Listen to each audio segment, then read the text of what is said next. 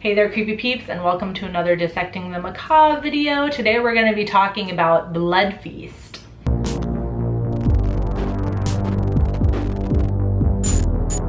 Really quick though, before we get into that, I want to say thank you to my creepy patron peeps for your support of my channel. Thank you so much. If you want to find out the perks to becoming a creepy patron peep, you can follow that link in the description. So, quick summary of Blood Feast reads: an Egyptian caterer kills various women in suburban Miami to use their body parts to bring to life a dormant Egyptian goddess, while an inept police detective tries to track them down. Anyways, let's get into some production notes on Blood Feast.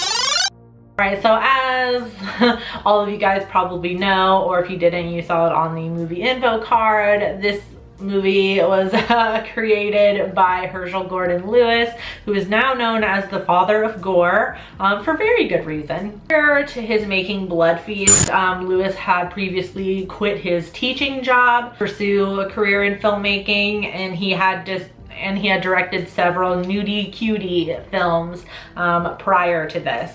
But Blood Feast itself was inspired kind of in part by Psycho.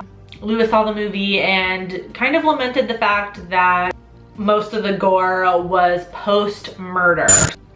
So like the shower scene that you see is super duper quick, and then the next thing you see is just Marion Crane's body slumped over. You're not given much view of the actual murder while it's happening. So that's what inspired Lewis to make Blood Feast. As you can imagine, you definitely see the kill scenes in a different way when you know that. Like, you're like, okay, so the whole point was to make sure you saw every little thing that was happening in the murder. And I checked a couple of different sources, and it seems like nobody is really 100% on how long it took to film this movie, so I just put less than 2 weeks.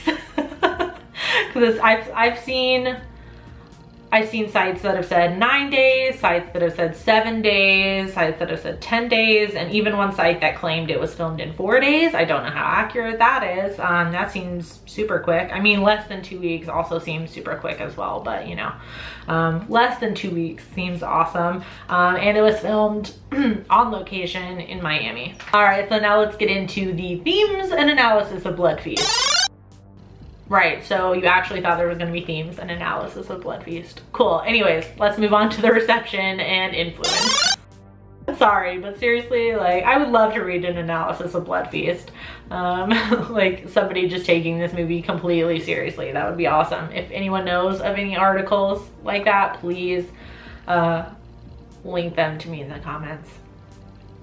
Anyway, so the movie was obviously immediately notorious for the explicit gore and violence, obviously, and Blood Feast has also become the oldest film to appear on the UK's Video Nasty list. Also one of those movies that is considered one of the early predecessors to the 1980s slasher movies. The film has also inspired makeup artist legend Tom Savini, as well as Reanimator director Stuart Gordon. It's also considered one of the first of the splatter films, which is something I'm going to talk about in my blog post that's related to this video, which will be up as this video is up, because in my opinion there's nothing to analyze about Blood Feast.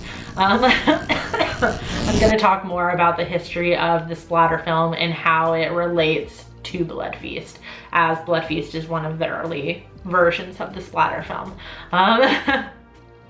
And the reason why I'm not going to analyze it, obviously, is simply because Herschel Gordon Lewis has said that that's not the point of this movie. He didn't set out to, like, you know, have some like underlying meaning to the film. That's not to say that you can't interpret it in that way, because that's the beauty of film or anything like TV, books, music. You can interpret it many different ways based on your own experiences. So if you want to analyze Blood Feast, that's fine. It's just, for me, because the director really was just out to make a buck. Seriously, he saw filmmaking as a business. He was very aware of like the low quality of his films. And that's fine. That's just how I prefer to view these movies, and I think that's what makes them fun for me to watch. So yeah, anyways, that was a long way of me saying I'm just gonna write about the history of the splatter film over on my blog, which I will link in the description for you. So if you want to watch Blood Feast, I found it on Amazon Video, so I'll leave an affiliate link as well in the description box. There's no pressure to use that link, but if you do, it does help out the channel a bit. So if you've seen Blood Feast, let me know in the comment section down below about the first time you saw it and what you thought. As always, I do hope you enjoyed this video. If you did, please give it a thumbs up. Subscribe if you're new here and become a creepy peep today. I post videos Monday through Friday, and make sure you ring that little bell down there to make sure oh, that sounded bad. And make sure you ring the bell as well down there to be notified every time I post a new video. Thank you so much for watching, and until next time, stay strange. Bye.